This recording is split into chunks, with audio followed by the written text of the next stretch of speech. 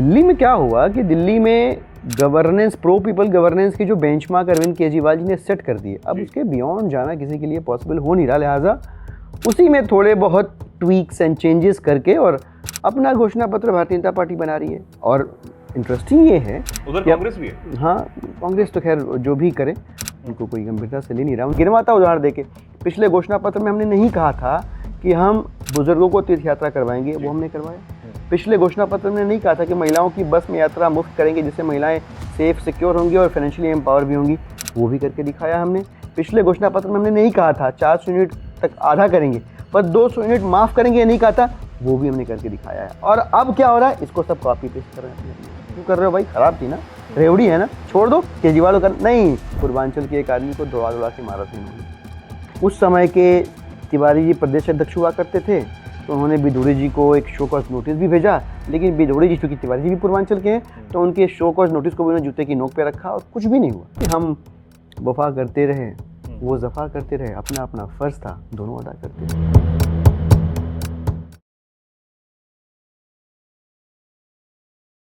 नमस्कार, बहुत स्वागत आप सभी का। मैं हूं आपके साथ चेतन पाठक और आप सभी देख रहे हैं एनएमएफ न्यूज। राजधानी दिल्ली में चुनाव को लेकर सरगर्मियां तेज हैं, बयानबाजियों का दौर भी लगातार जारी है। 5 तारीख को चुनाव है और उसके लिए तैयारियां जोरों शोरों से की जा रही हैं। हर दल चुनावी रण में अब जुटा हुआ है। मेरे साथ आज बेहद खास शख्स आम आदमी पार्टी से हैं और उनसे हम बातचीत करने वाले हैं। दिलीप पांडे जी, बहुत स्वागत है सर आपका एनएमएफ न्यूज। बहुत बहुत शुक्रिया। कैसे हैं आप सर? एकदम बढ़िया, आप ठीक हैं? मैं बहुत बढ़िया हूँ। बहुत व्यस्त शेड्यूल चल रहा होगा अभी, तो कैसा चल रहा है चुनाव के बीच में, और क्योंकि 5 तारीख ही आने वाली है। नहीं, व्यस्तताएं तो हैं लेकिन चिंताएं नहीं हैं। देखिए, जो बच्चा पूरे साल पढ़ता है तो उसको एग्ज़ाम के पहले पढ़ना तो होता है, लेकिन तनाव और चिंताएं जो है वो पॉजिटिव ही साइड में रहती हैं। पूरे साल का मतलब कि 5 साल तक इस सरकार ने, अरविंद केजरीवाल जी ने दिल्ली वालों की सेवा करी है, और जब करी है तो दिल्ली के लोग तैयार बैठे हुए हैं कि आपको उसका रिटर्न मिलेगा। और रिटर्न का मतलब ये कि चौथी बार दिल्ली के लोग अरविंद केजरीवाल जी को मुख्यमंत्री बनाएंगे। और ये सब होने के लिए जो आवश्यक चुनाव प्रचार की व्यवस्थाएं होती हैं अमूमन वो चल रही हैं अभी। क्योंकि आपने जब शुरुआत की तो ये कहा कि जो बच्चा होता है वो निश्चिंत होता है कि पूरे साल पढ़ता है और उसके बाद सिर्फ रिजल्ट का वेट करता है। वो ये बात सभी नेता बोलते हैं। इससे पहले मैंने जो विधायक हैं तिलक नगर से, उनसे भी बात की तो उन्होंने भी यही सब कहा। यानी कि जो पार्टी लाइन में आपका यही है कि सारी चीजें सब तो सभी नेता नहीं, सिर्फ आम आदमी पार्टी वाले नेता बोलते होंगे ये।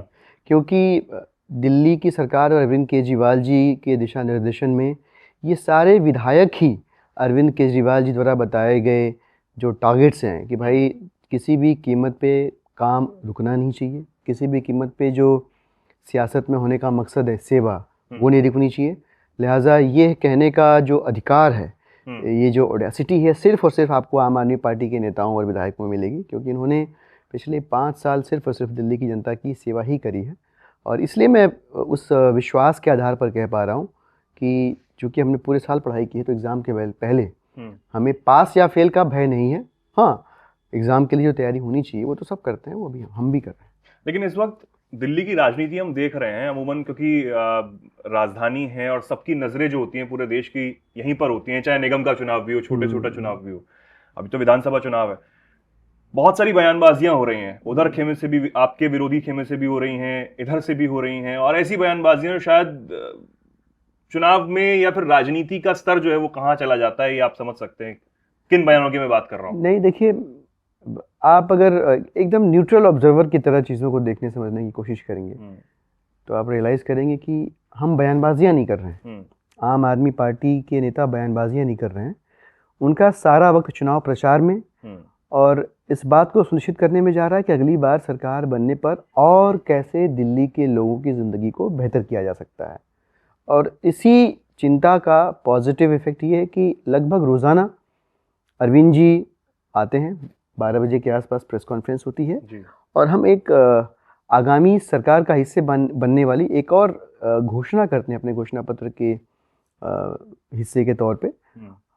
जैसे ही वो घोषणा होती है, बाकी जो दिगर पार्टियां हैं वो हमला बोल देती हैं और अरविंद केजरीवाल जी पे हमला बोलती हैं, बजाय इसके कि वो क्या करेंगी, दिल्ली वालों को लेकर कितना उनके दिल में जगह है, इस पे अपनी बात रखें या क्या विजन ले, ये सब नहीं। अरविंद केजरीवाल जी ने जो बोल दिया उसको कैसे पुल डाउन किया जाए, उसको कैसे डिमीन किया जाए, ये सारे के सारे उसी कवायद में लग जाते हैं। तो ठीक है, वो एक शेर है ना कि हम वफा करते रहे, वो जफा करते रहे, अपना अपना फर्ज था, दोनों अदा करते रहे।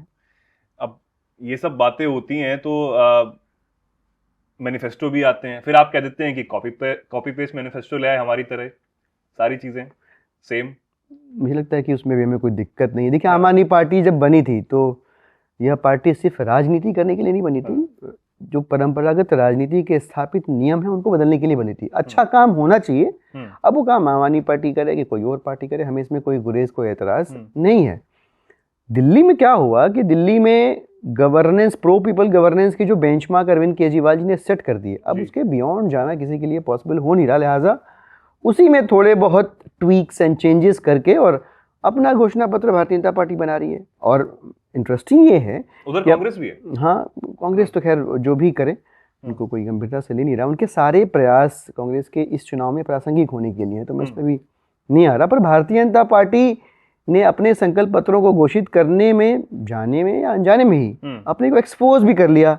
अब उनके घोषणा पत्रों में आ गया कि हम आएंगे भाई साहब, तो आम आदमी पार्टी की सरकार की जो मोहल्ला क्लिनिक हैं, जो अस्पतालों के अंदर मुफ्त में इलाज, टेस्ट, दवाइयाँ मिल रही हैं, वो सब बंद हो जाएंगी, मुफ्त शिक्षा बंद हो जाएगी।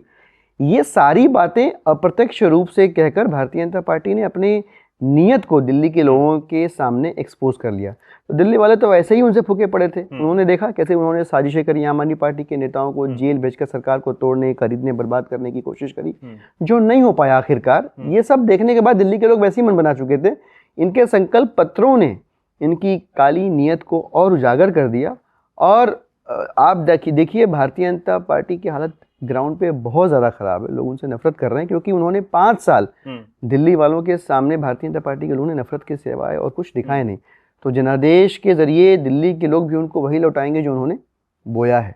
अभी आप ग्राउंड पे जा रहे हैं, लोग क्या कुछ कह रहे हैं, क्योंकि काफ़ी सारी चीज़ें पिछले दिनों हुई। आम आदमी पार्टी के जो बड़े लीडर्स, जिनमें मनीष सिसोदिया, खुद केजरीवाल साहब, उनको जेल जाना पड़ा, और उसके बाद जब आए तो अभी तक उस केस में कुछ मिल नहीं पाया है सीबीआई को, या फिर उसमें तमाम चीजें कुछ नहीं। तो ये जनता समझ रही है, जो आम जनता है, उसको आप कैसे समझा रहे हैं सब चीजें कि अब देखिए भारतीय जनता पार्टी ने ये निराधार आरोप लगाने और गिरफ्तारियों का सिलसिला इसी समझ के साथ शुरू किया कि चाहे भले ही ये बेबुनियाद हो, पर ये होंगी गिरफ्तारियां, तो धीरे धीरे एक झूठ को 10,000 बार बोल के हम सच में तब्दील कर लेंगे और जनता से मनवा लेंगे। लेकिन जनता भारतीय जनता पार्टी की बुद्धि की तरह बेवकूफ़ नहीं बन रही है, वो समझदार है।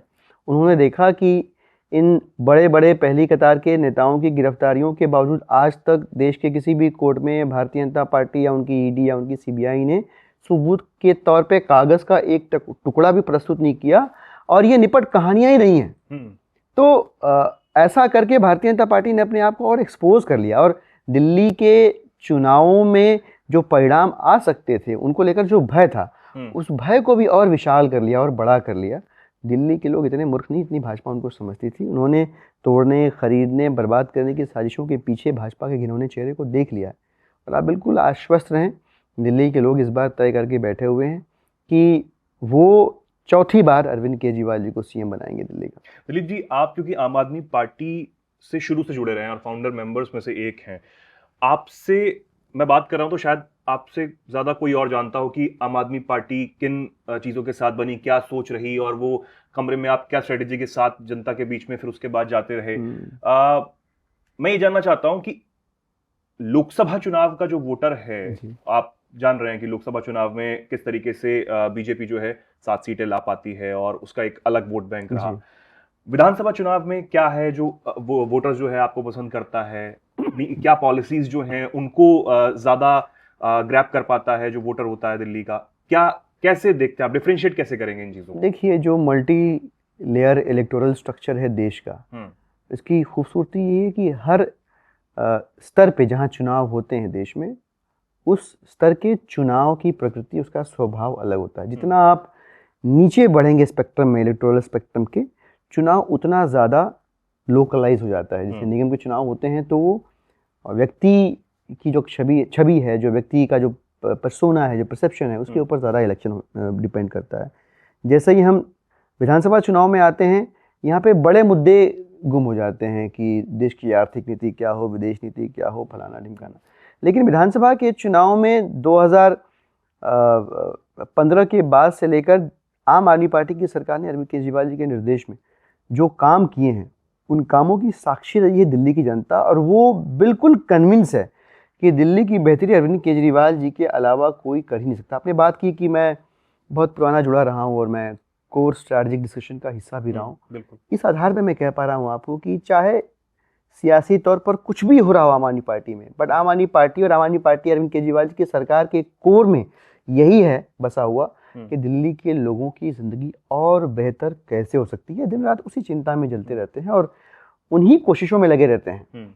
जबकि इसके उलट जहां अरविंद केजरीवाल जी की कोशिश होती है कि दिल्ली को कैसे बचाया जाए, भाजपा की कोशिश होती है कि अरविंद केजरीवाल जी को कैसे खत्म किया जाए। तो इन कोशिशों के अंतर को भी और इसके पीछे की नीयत को भी दिल्ली के लोग देख रहे हैं, समझ रहे हैं और उसे जनादेश में तब्दील करके अपना जवाब देंगे। आप हमेशा से इस बात को कहते आए हैं कि हम जो टैक्स पेयर्स का पैसा है उन्हीं पर खर्च करते हैं, उन्हीं को जनता को देते हैं। चाहे आप स्कूल बनवा के कर रहे हो, चाहे आप बिजली के तौर पर कर रहे हो, फ्री बिजली या फ्री पानी, और तमाम जो आपकी योजनाएं हैं उनके तौर पर अभी भी बहुत सारी योजनाएं आप जैसे पुजारी ग्रंथियों को लेकर जो आपने ऐलान किया है चुनाव के बाद का, जो भी चीजें हैं वहां भी यही सब चीजें हो रही हैं। तो जो फ्री बीज का मुद्दा आप पर उठाया जा रहा था, अब क्या वो क्या कहेंगे आप, वो क्या कहते हुए नजर आ रहे हैं? देखिए, हमारी तरफ, मैं पूरब का रहने वाला हूँ, गाजीपुर जिले का, तो हमारी तरफ एक कहावत होती है भोजपुरी में, उसको मैं थोड़ा सा खड़ी बोली में बताने की कोशिश करता हूँ। हमारे तरफ कहते हैं सूप तो सूप चलनी बोले जिकर 72 छेद। Out of all the people in this world, BJP को तो ये अधिकार ही नहीं कहने का इस तरह का, लेकिन वही सबसे ज्यादा मुखर होके फ्रीबीज और रेवड़ी बोल के इसको डिमीन करके हमारे खिलाफ चिपकाने का प्रयास करते रहे हैं, जबकि हमने इसको स्वीकार कर लिया कि हाँ, हम रेवड़ी बांटते हैं। अब थोड़ा सा आंकड़ों की बात कर लेते हैं। और ये सवाल इसलिए भी जरूरी क्योंकि दिल्ली सरकार उसके बाद भी सरप्लस जो अर्थव्यवस्था, मैं उसी पे आ रहा हूँ, मैं उसी पे आ रहा हूँ। हमारे पड़ोस में उत्तर प्रदेश है। उत्तर प्रदेश में भारतीय जनता पार्टी की सरकार है, जिसके सीएम साहब इस समय दिल्ली में डेरा डाले हुए कैंपेन कर रहे हैं। उनकी भी कुछ बयानबाजियां सुनने को आ रही हैं। हम ये मान के चलते हैं कि चूंकि भारतीय जनता पार्टी इन रेवड़ियों का विरोध करती है, लिहाजा उत्तर प्रदेश में रेवड़ियाँ नहीं बांटते होंगे, और नहीं बांटते होंगे तो वहाँ की सरकार को बड़ा फायदा होता होगा। लेकिन आंकड़े देखेंगे, पिछले साल का आंकड़ा उठा के देखिएगा तो 85,000 करोड़ रुपए के कर्जे में रही है फ्रीबीज न बांट के भी यूपी की सरकार, भाजपा की। वहीं अगर हम दिल्ली की बात करें तो पूरे देश में इन तमाम सो कॉल्ड फ्रीबीज को देने के बावजूद भी पूरे देश में इकलौती ऐसी सरकार है, दिल्ली की सरकार, जो लगभग 7,500 करोड़ रुपए के सरप्लस में रही है। यानी मसला क्या है फिर, इशू क्या है फिर? इशू ये है कि जनता के टैक्स का पैसा जनता की सेवा पर खर्च करने से सरकार को नुकसान नहीं होता, बल्कि भ्रष्टाचार के जरिए जनता के टैक्स का पैसा लूटने से नुकसान में जाती है सरकार। और यही हाल गुजरात की भी सरकार का, और यही हाल बाकी की भारतीय जनता पार्टी शासित राज्यों का भी है। तो भाजपा इसके खिलाफ दुष्प्रचार करने की कोशिश करती है, पर हम तो प्रतिबद्ध बैठे हुए हैं कि हम भ्रष्टाचार नहीं होने देंगे, और जनता के टैक्स के पैसे से हम जनता की सेवा करने का जो तौर तरीका है, इसको हम छोड़ने वाला नहीं है। इससे सरकार को कोई नुकसान है ही नहीं, ये सिर्फ और सिर्फ बरगलाने वाली बात है। लेकिन फिर उसके बाद वो बड़े बड़े होर्डिंग्स लगाए जाते हैं भारतीय जनता पार्टी की तरफ से, और कहा जाता है कि पंजाब में भी एक वादा किया था आपने पैसे देने का, वो पूरा नहीं किया। हाँ, देखिए, पंजाब, हम हमारे वायदों को लेकर कितने प्रतिबद्ध हैं ये जनता से पूछ लीजिए आप। इंटरेस्टिंगली भारतीय जनता पार्टी भी बहुत अच्छे मैसेज देती है कि हम इतना पैसा दे देंगे, ये कर देंगे। प्रॉब्लम मैसेज में नहीं है, सिर्फ मैसेज इंपॉर्टेंट नहीं है, मैसेंजर की क्रेडिबिलिटी भी इंपॉर्टेंट है। हमारे यहाँ मैसेंजर अरविंद केजरीवाल है, और अरविंद केजरीवाल विश्वास का दूसरा नाम है। दिल्ली के लोग ये कहते हैं कि यार देर से पहले भले हो जाए, पर अगर केजरीवाल ने बोल दिया है ना तो होगा जरूर। ये क्रेडिबिलिटी भारतीय जनता पार्टी के नेताओं में या उनकी योजनाओं की घोषणा करने वाले लोगों में गायब है ही नहीं। तो आप भारतीय जनता पार्टी के लोग बिल्कुल चिंता छोड़ दें कि केजरीवाल ने कहाँ पे क्या बोला, क्या। दिल्ली की अगर हम बात करें और दिल्ली के चुनाव की बात करें, आज तक का रिकॉर्ड है, हम इकलौती ऐसी पॉलिटिकल पार्टी है, मैं अगर पिछले मैनिफेस्टो की बात करूं, way the only political party जिसने अपने मैनिफेस्टो के बियॉन्ड डिलीवर किया। भाई, मैनिफेस्टो का तो छोड़िए, वो तो किया ही, उसके बियॉन्ड डिलीवर किया। मैं को गिनवाता उदाहरण देके, पिछले घोषणा पत्र में हमने नहीं कहा था कि हम बुजुर्गों को तीर्थ यात्रा करवाएंगे, वो हमने करवाया। पिछले घोषणा पत्र में नहीं कहा था कि महिलाओं की बस में यात्रा मुफ्त करेंगे, जिससे महिलाएं सेफ, सिक्योर होंगी और फाइनेंशियली एम्पावर भी होंगी, वो भी करके दिखाया हमने।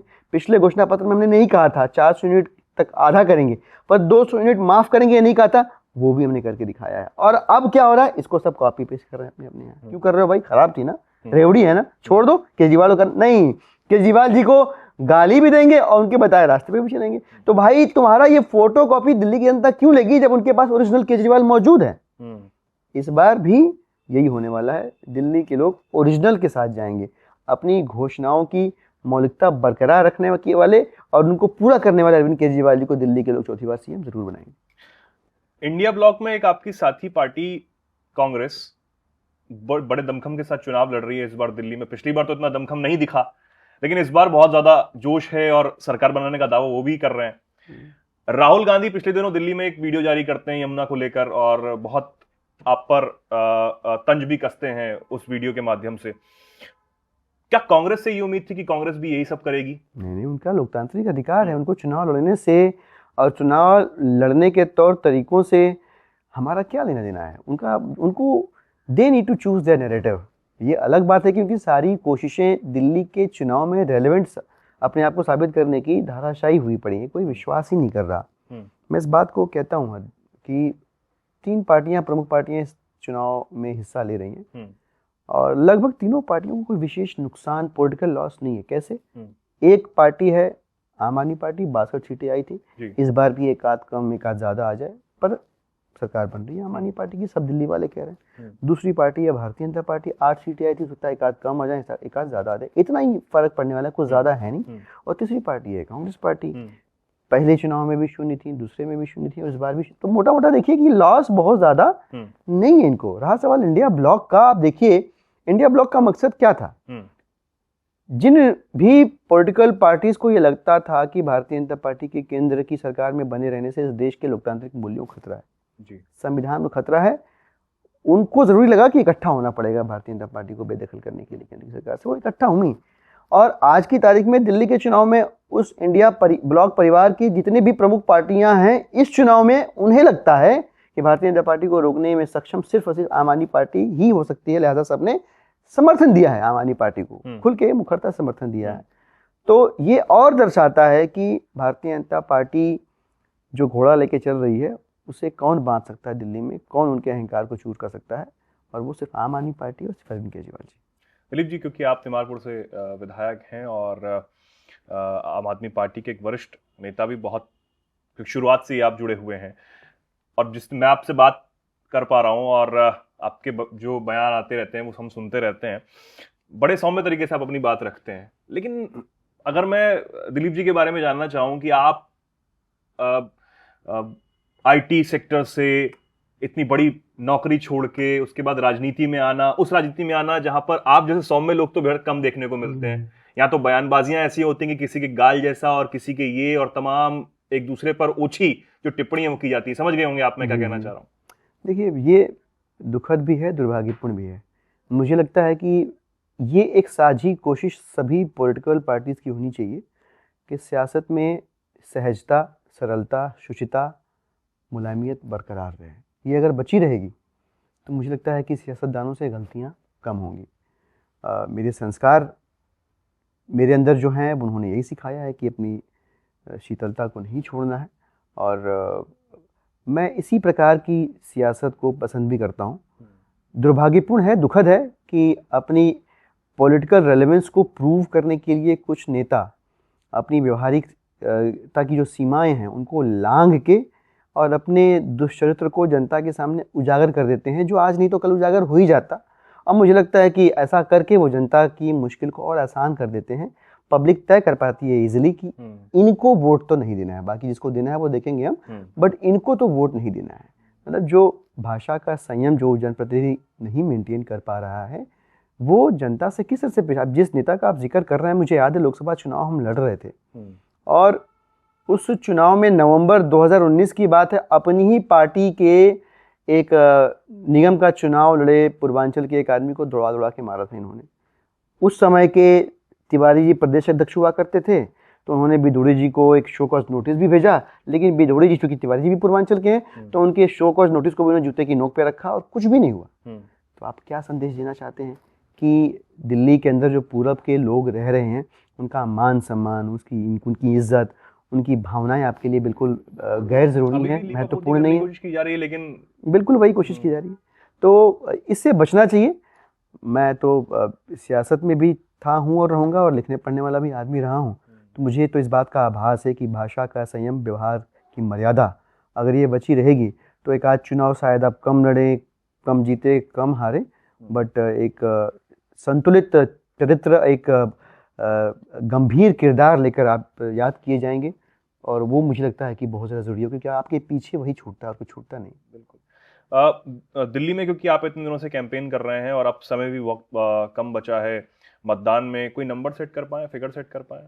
उसकी आवश्यकता नहीं है। नंबर सेट करना मुझे लगता है कि ये थोड़ा सा आपके अहंकार को दिखाता है। थोड़ा सा धीरे धीरे हम लोग भी समझ गए हैं कि किसी एक नंबर पे अपने आप को फिक्स करने की बजाय आप अपने संघर्ष को आधार बना के अपनी जीत या हार के फैसले को जनता के हवाले अगर कर देंगे तो आप छोड़ दीजिए, चुनाव चाहे कितना भी कठिन जटिल हो। अब बताया मैंने आपको, एक तो तीनों पार्टियों का जिक्र करते हुए मैंने बताया कि almost no profit no loss वाला चुनाव है। इसमें चुनाव में अगर प्रॉफिट है तो दिल्ली की जनता का है। वो इसलिए है कि वरुण केजरीवाल जी को चौथी बार सीएम बनाने जा रहे हैं। एक सवाल मेरा ये रहेगा कि जिस तरीके से कांग्रेस पार्टी को लेकर अगर मैं सवाल आपसे पूछूं, और कांग्रेस पार्टी जिस तरीके से चुनाव लड़ रही है, नई दिल्ली सीट पर बहुत ज्यादा फोकस है, चाहे वो बीजेपी भी ले लीजिए, चलिए बीजेपी भी ले लीजिए, एक सीट को लेकर बड़ा फोकस है, तो आप भी उसे बहुत ज्यादा हॉट सीट मान के चल रहे हैं। तो आप देखिए, आपने जो सवाल किया उसका जवाब आपके सवाल में छिपा हुआ है।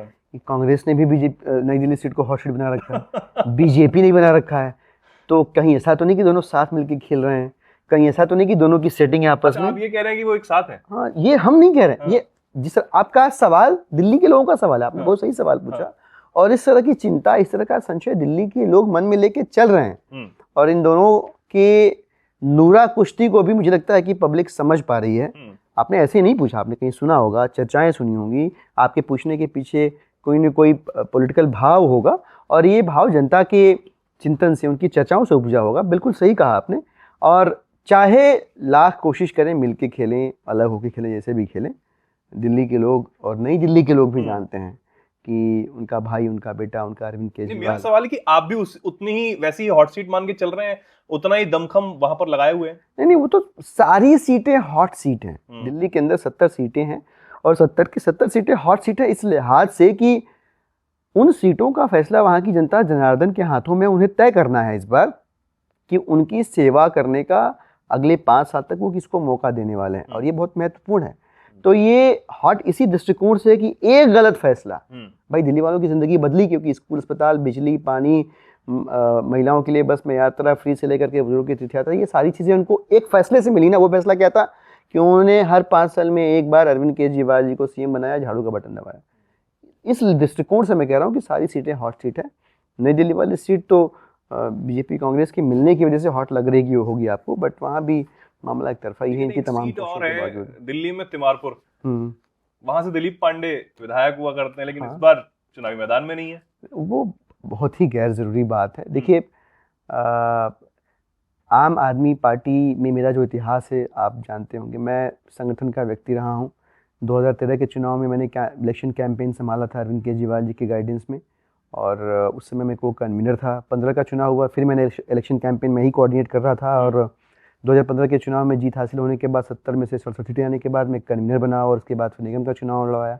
मैं संगठन के कामों में बहुत ज़्यादा रुचि रखने वाला आदमी रहा हूँ, और इस बार चुनाव लड़ने से पीछे हटने के पीछे की भी वजह ये रही कि मेरी रुचि वापस जागी कि मुझे संगठन का काम करना है, प्लस मैं थोड़ा सा लिखने पढ़ने वाला आदमी रहा हूँ। ये फैसला आपने लिया, पार्टी ने फैसला लिया? बिल्कुल बिल्कुल, मैंने ही फैसला लिया कि सर मुझे संगठन के कामों में रुचि है। और मेरी एक किताब आई है गुलाबी खंजर, और आप लोगों के आशीर्वाद से 18 तारीख को प्री ऑर्डर हुआ, तो प्री ऑर्डर के दिन ही वो बेस्ट सेलर हो गई थी अमेजन में। तो उस किताब पे भी थोड़ा फोकस करना था, उसके लॉन्च वगैरह में थोड़ा सा इन्वॉल्वमेंट था, तो मैं खुद ही पीछे हटा। और मैं तो सिपाही हूँ, अभी भी स्टेट प्रेसिडेंट, वाइस प्रेसिडेंट हूँ आम आदमी पार्टी का, तो पूर्वी लोकसभा की जिम्मेदारी मेरे पास है, मीडिया इंटरेक्शन की जिम्मेदारी मेरे पास है। इसके अलावा भी स्टार कैंपेनर हूँ, तो 20-25 विधानसभाओं में मेरी सभाएं, पदयात्राएं लगी हुई हैं, उसमें व्यस्तताएं हैं। एक जगह अपने आप को अगर मैं समेट लेता तो ये सारे काम मैं नहीं कर पाता। तो अरविंद केजरीवाल जी के सिपाही के तौर पे अभी जो दायित्व मुझे मिला हुआ है उनका निर्वहन कर रहा हूँ मैं, और आगे जो मिलेगा वो करता रहूँगा। क्योंकि आप विधायक रहे हैं, तिमारपुर के बारे में जो डेवलपमेंट किया उसके बारे में अगर आप बताएं, कि जो स्कूल का जिक्र आप करते हैं उसके बारे में बताना चाहें, सरकारी स्कूल को क्या हालत है? देखिए, मैं आपको बताऊं, एजुकेशन एक ऐसा एरिया रहा है जिसमें सरकार को चाहे कुछ कर लो आप, 10 में से 10 नंबर देने ही पड़ेंगे आपको। मैं खुद सरकारी स्कूल से पढ़ा हुआ हूँ, मुझे नहीं पता आप सरकारी स्कूल में पढ़े कि नहीं, पर मैं गवर्नमेंट स्कूल से पढ़ा हूँ और मुझे मालूम है गवर्नमेंट स्कूलों की हालत उत्तर प्रदेश में या बाकी राज्यों में कैसी रही है। मेरे यहाँ तिमारपुर में 14 सरकारी स्कूल हैं, उन 14 के 14 में आप जाके देख लीजिए क्या गजब का काम हुआ है। मतलब मेरे यहाँ मुखर्जी नगर में एक स्कूल, पहले उसको बांध वाला स्कूल बोलते थे, और क्या बुरा हाल हुआ करता था वहाँ पे, लड़ाई झगड़े से लेकर के, और पढ़ाई तो एकदम गायब थी। आज स्थिति ये है कि वहाँ के बच्चे नेशनल स्केटिंग चैंपियन बने हुए हैं। वहाँ 11वीं क्लास में IIT कानपुर की कोलैबोरेशन से रोबोटिक्स की क्लासेस लगती हैं। वहाँ का स्कूल 100% सोलर सिस्टम पे स्विच कर चुका है, कोई बिजली का बिल नहीं आता। इस तरह का जो बदलाव हुआ है, उन बदलावों की वजह से वहाँ के स्कूलों में 28-30 हज़ार जो बच्चे पढ़ते हैं उनका भविष्य सुरक्षित हुआ। ये संतोष लेकर मैं सियासत में बना हुआ हूँ। ये बहुत बड़ा संतोष है मेरे लिए, ये बहुत बड़ा सुख है मेरे लिए सियासत में, राजनीति में होने का। और ऐसे ही पूरी दिल्ली में 15-16 लाख परिवारों के बच्चों का मुस्तकबिल मनीष सिसोदिया जी ने, अरविंद केजरीवाल जी ने सिक्योर किया है, सेव किया है। ये आने वाली पीढ़ियाँ हैं, ये सिर्फ बच्चे नहीं हैं। और इन पीढ़ियों के मजबूत होने से दिल्ली मजबूत होगी, देश मजबूत होगा। राष्ट्र निर्माण तो इन राष्ट्रों से चल के हो रहा है। अब क्योंकि जिस तरीके से आप जिक्र कर रहे हैं कि आप चुनावी मैदान में हैं, जनता और क्या कुछ कह रही है, इसके अलावा और क्या कुछ अब निकलकर सामने आ रहा है? बहुत सारी चीजें हैं। अब तो सियासत में जिस तरीके से धर्म को भी जोड़ा जा रहा है, पिछले दिनों जो बयानबाजी हुई, राम रावण तमाम और सारी बातें होंगी, तो यहीं पर चुनाव आके टिक गया है क्या? नहीं, ये तो दुर्भाग्यपूर्ण है। दिल्ली की जनता के लिए भारतीय जनता पार्टी कोई प्रासंगिक मुद्दे उठा ही नहीं रही है। भारतीय जनता पार्टी के विमर्श के केंद्र में वो सारी बातें हैं जो विधानसभा चुनाव के लिए रिलेवेंट हैं। उसके दिगर आम आदमी पार्टी का जो विमर्श है इस समय, जो इलेक्शन कैंपेन का नैरेटिव है, उसके सेंटर में क्या है कि भाई हम संजीवनी योजना लेके आ रहे हैं, हम महिला सम्मान योजना लेके आ रहे हैं, इसमें सबको 2100 रुपये देंगे, हम स्टूडेंट्स के लिए यात्रा फ्री करने के ऊपर काम कर रहे हैं, किराएदारों को बिजली पानी का लाभ दिलवाने के ऊपर काम। ये सारी योजनाओं को हमने इस इलेक्शन कैंपेन के सेंटर में रखा हुआ है। तो जनता इन दोनों पार्टियों के इलेक्टोरल कैंपेन के नैरेटिव को भी देख रही है और समझ रही है कि उनका फ़ायदा आम आदमी पार्टी और अरविंद केजरीवाल में। इसलिए मैं कह पा रहा हूँ कि दिल्ली के लोग बहुत बारीकी से, बहुत सूक्ष्मता से, जो भाजपा सोच रही नहीं, कोई देख नहीं रहा, बहुत सूक्ष्मता से देख रहे कि कौन क्या कह रहा है। मैं भी कहता हूँ, आपको अगर देखना है ना कि नीयत कैसी है पार्टियों की, तो आप उनका पॉलिटिकल कैंपेन और दीवारों पे लगे उनके पोस्टर्स देख लीजिए, आप समझ जाएंगे 1 सेकंड के अंदर कि किसको वोट देना है और किसको वोट नहीं देना है।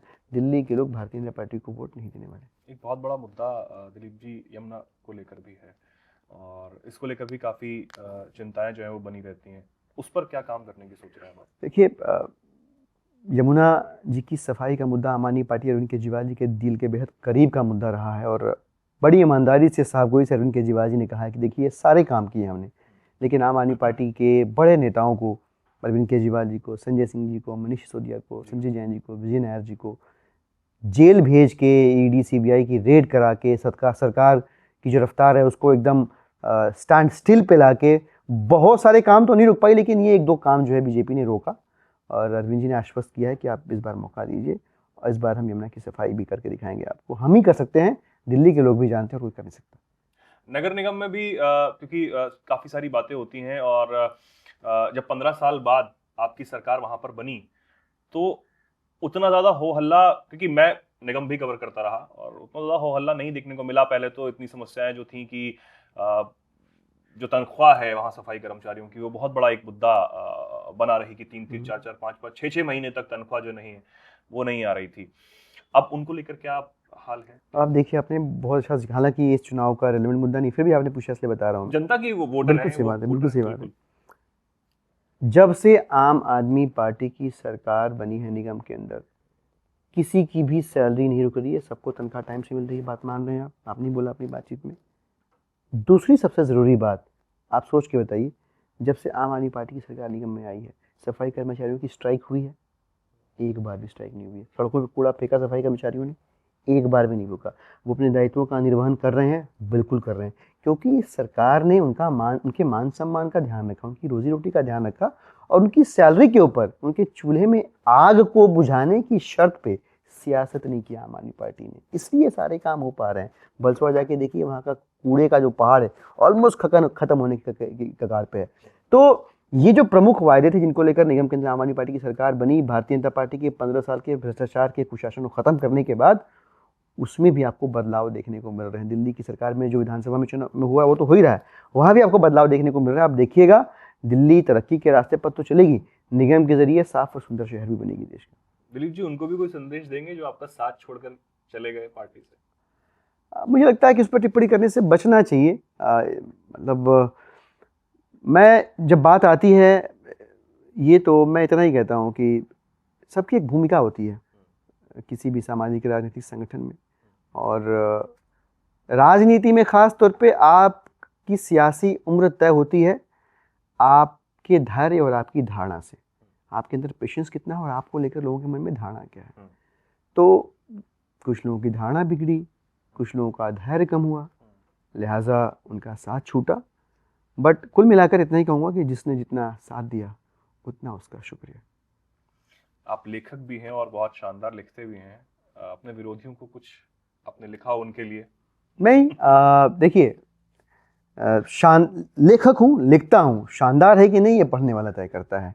किताब की परवाज़ जो है ना, एक बार लिख गई और छप गई और पढ़ने वालों के पाठकों के हाथों में आ गई तो उड़ान तो वही तय करते हैं। बट कई बार ऐसा लगता है कि जो युद्ध, जो संघर्ष हम कर रहे हैं, लड़ रहे हैं, उसे कब तक ईमानदारी के साथ किया जाए, क्योंकि मन में संशय होता है कि हम तो ईमानदारी से लड़ रहे हैं, सामने वाला ईमानदारी से लड़ रहा है कि नहीं लड़ रहा है। और ये मैं अपनी किताब का एक एक्सर्प्ट आपको कोट कर रहा हूँ।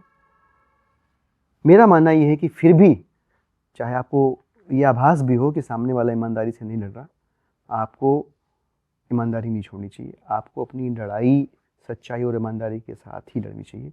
मैं कम से कम ऐसे ही जीवन जीने में विश्वास रखता हूँ। बुक के बारे में बात कर रहे थे, गुलाबी खंजर जो आपकी आई है और बेस्ट सेलर भी अभी रही, उसके बारे में कुछ बताइए।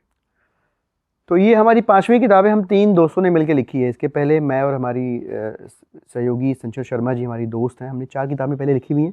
एक तीसरी एंट्री हुई है, हमारे एक दोस्त हैं राहुल सकुनिया जी, और उन्हीं का आइडिया था इस किताब को लिखने का। ये किताब हिस्टोरिकल क्राइम फिक्शन है या रोमांटिक थ्रिलर भी कह सकते हैं। हिंदी में हिस्टोरिकल फिक्शन बहुत कम देखने को मिल रहा था। शुक्रिया हिंदी युग प्रकाशन का कि जिन्होंने हमारी बात और कहानी के कथानक को समझते हुए इसे छापा भी। कहानी लगभग 550 साल पुरानी है। बाबर जब हिंदुस्तान आए तो बाबर के आने के साथ कुछ और कबीले आए थे। बाबर का नाम बड़ा था इसलिए इतिहास में उनको बड़ी जगह मिली, लेकिन उनके पीछे छोटे कबीलों को नहीं मिली। उसी में कबीला था छोटा गुरकान, जिसका बादशाह था सुल्तान खान। उसने अभी जो सियालकोट में नौशेरा है उस पर 9 छोटे छोटे शहरों को मिला के, कस्बों को, कबीलों को मिला के एक शहर बना था। उस पर हमला किया और हमला करके वहाँ एक जाट राजा का परिवार था, पूरे साम्राज्य को तहस नहस किया और वो परिवार वहाँ से विस्थापित हुआ। तो उस जाट राजा के परिवार में एक लड़का बड़ा होता है, रुद्र प्रताप सिंह, और सुल्तान खान जिसने इन्वेड किया था गुरकान कबीले का जो बादशाह था, उसके ख़ानदान में एक लड़का बड़ा हुआ बख्तियार। तो इन दोनों के युद्ध की लड़ाई तो है ही ये किताब। बहुत सारी चीज़ें इसमें, धोखा है, प्यार है, साजिशें हैं, षड्यंत्र हैं, बहुत सारी चीज़ें हैं। और ये ट्रिलॉजी है तो 3 किताबों का ये पहला खंड है, और इस साल के आखिरी या अगले साल के पहले महीने में दूसरा वॉल्यूम इसका आएगा, और उसके बाद तीसरा वॉल्यूम आएगा इस किताब का। किताब 18 दिसंबर को लॉन्च हुई, और शुक्रिया पढ़ने वालों का, साहित्य सुधी पाठकों का, कि उसी दिन ये किताब बेस्ट सेलर भी हुई।